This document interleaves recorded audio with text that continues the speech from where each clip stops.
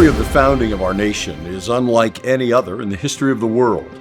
We learn about it in school, but after that, we don't give it much thought in our everyday lives. The lessons learned through the trials and struggles, the sacrifices of thousands who believed in something more than themselves, and the ideals enshrined in our founding documents, and those that followed over 250 years, are all testaments to what it means to be an American.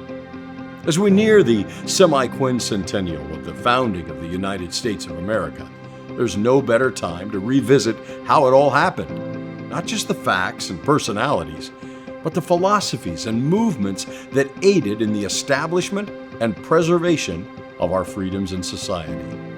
It didn't happen by accident.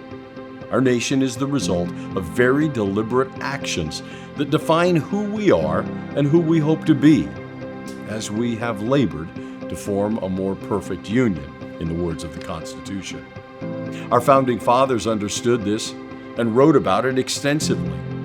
They knew they were not embarking on this endeavor alone. They understood that they had a higher power to guide and aid them. George Washington called it divine providence.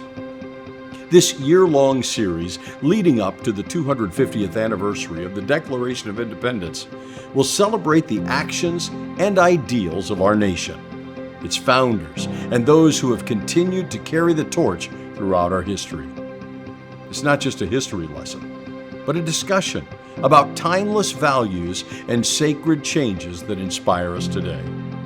In that spirit, every generation over our long history has called upon a higher power to make history and to preserve and expand liberties and rights within our nation.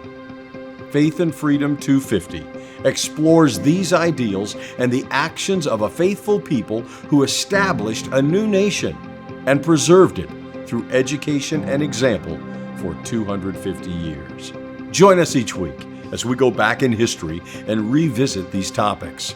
We hope to remind you of the events, shine new light on the stories, and inspire you to live your life holding firm to the convictions upon which this great nation was founded.